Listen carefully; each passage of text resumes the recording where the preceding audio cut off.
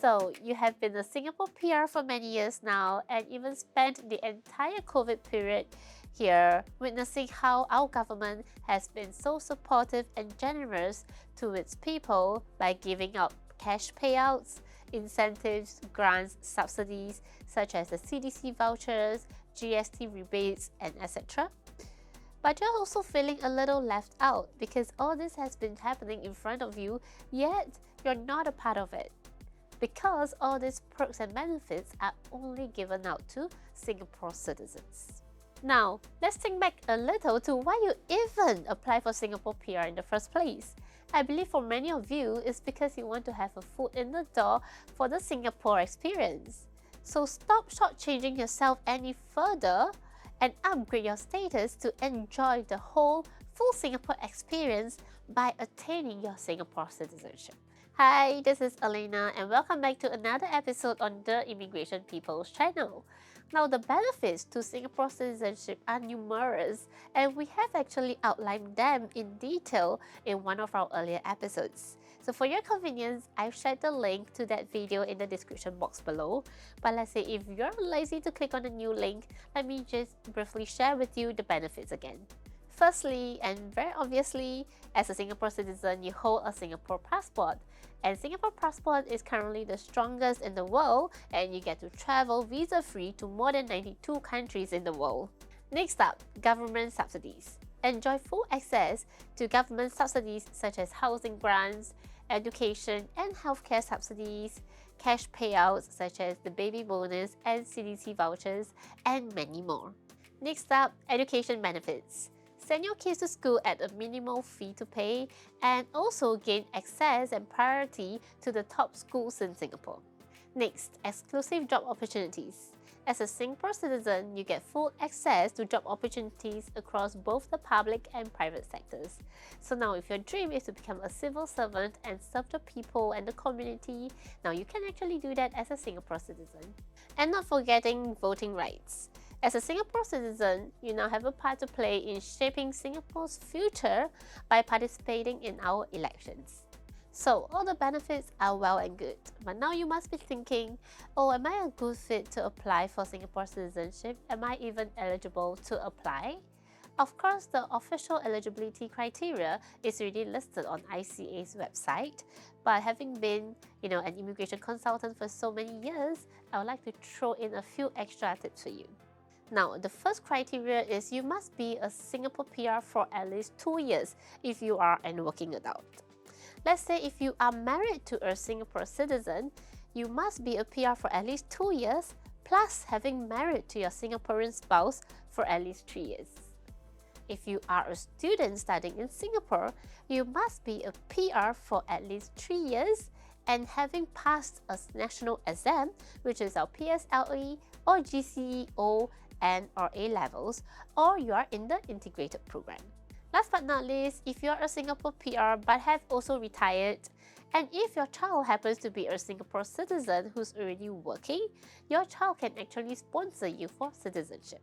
Now, here's a few other soft criteria that's not found on ICA's website. First of all, you have to maintain a good behavior and character in Singapore. Any past convictions or criminal records may severely influence the outcome of your citizenship application. Next up, social integration efforts. Demonstrate that you are well assimilated into the Singaporean society by being an active and consistent participant in our community activities, services, volunteer work, and many other events. And of course, demonstrating your long-term plans and commitment to Sing Roots permanently. You can do so through sending your kids to local government schools and also planning for your retirement here by starting up a life savings account or retirement funds. Next up, demonstrate your financial stability by having a stable employment income that is sufficient to support for yourself and your dependents here in Singapore comfortably. Finally, one other thing to take note of is Singapore does not allow dual citizenship. So if you have received the in-principle approval for your Singapore citizenship application, you must be prepared to give up your current citizenship, otherwise you will not be able to get your Singapore passport. Now, you may be feeling confident that you're eligible to apply for citizenship, but it doesn't guarantee that your application will definitely be approved. Here are some of the common reasons why people still get rejected for their citizenship application. Firstly, there is no downloadable form for Singapore citizenship application. So you cannot prepare yourself in advance by taking your time to fill out the forms and finding out all the information that you need to fill out the application form. So every Singapore citizenship application form is online and is tied to your SingPass only. So it depends on the information that the government has of you on their records. So not every applicant will see the same application form. Next up, citizenship application processing time is very long drawn. It can easily take 1 to 2 years for the ICA to review your application. So during the 1 to 2 years, should there be any change in your profile, your circumstances, like you're from single and then you got married or you changed to another job, these are the critical information that you need to update the ICA authorities to ensure that your information is the most up to date. Past convictions or criminal offences. So if you have any of such records, be it in Singapore or any other countries in the world, do make sure that you declare them properly in your application. Omitting such key information from your application may cause the ICA to think that you are a dishonest candidate and get your application rejected. Lastly, the lack of additional supporting documents to differentiate you from your direct competitors. So you are applying for Singapore citizenship alongside with tens of thousands of other PRs who wish to be Singapore citizens as well. So you need to have additional supporting documents that can showcase your strengths, your merits, your contributions to the Singapore economy and society, and distinguish yourself from the rest of the other candidates and show to the Singapore government that you are a right fit to be a part of us. Now, so far into this video, we have covered the benefits, the criteria, and also the common cause for rejection. The next question that you may have is, so when is a good time for me to apply my Singapore citizenship? Now, there is no one singular best time to apply, but there are certain key life milestones that may, enhance the chances of your application. Firstly, marriage. So if you're getting married to a Singapore citizen, you're definitely strengthening your ties of kinship here, and there is a more compelling reason for the authorities to approve you because now you are a family member of a Singapore citizen. Next up, having kids. So if you have young children and you want them to grow up in a safe and stable environment like Singapore, then applying together as a whole family will also lend weight to your application success because Singapore government is pro-family. Lastly, your career. So if your career is currently very stable in Singapore or is on the uptake, you also want to take this opportunity to apply because the government will see a lot of potential in you. So now you have all the information that you need to apply for your Singapore citizenship. It's time to get down to the nitty-gritties. And here is how we do it at the Immigration People. First of all, every prospective client is eligible to a one-to-one consultation with our experienced immigration consultants to understand and analyze their current circumstances, profile, qualifications, to understand how we can actually build up your chances of success for you over a course of 3 to 4 months of preparation.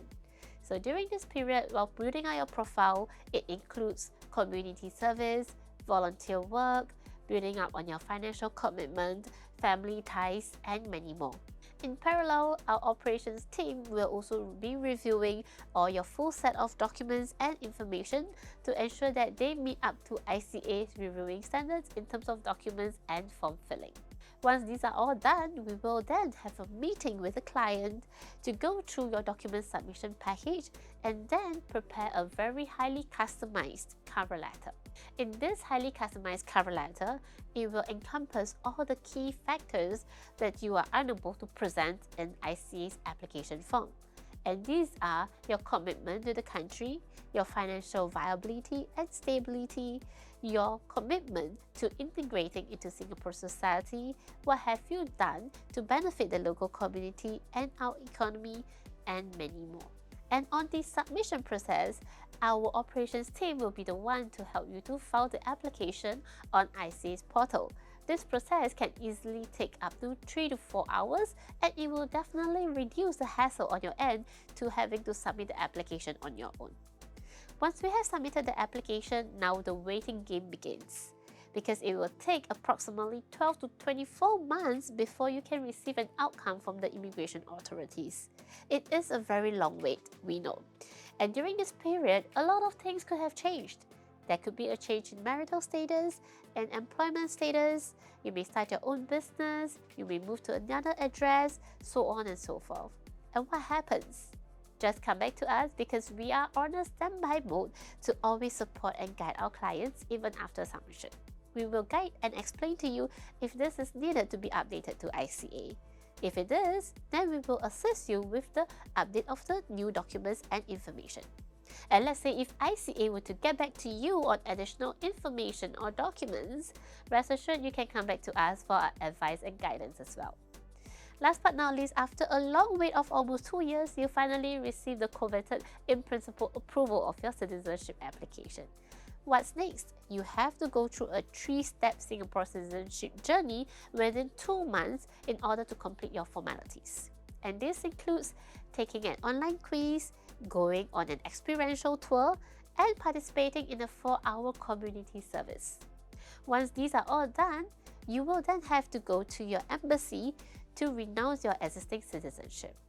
With that, we will also help you to book an appointment with the immigration authorities so that you can collate all your documents, including your renunciation slip, and attend the appointment with ICA to complete the formalities. After you have gotten your Singapore passport and pink NRIC, you have to wait about 6 months for our citizenship ceremony. So during this citizenship ceremony, this is where you can get your Singapore citizenship certificate, and then the whole process is done. Does it sound like a lot? You bet it is a lot. This is why people choose to engage reliable, credible, and professional immigration firms like the Immigration People to handle their application process. As the saying goes, leave the important things to the professionals. At the end of the day, we understand it is a huge step to take to give up your original citizenship and call yourself a full-fledged Singaporean.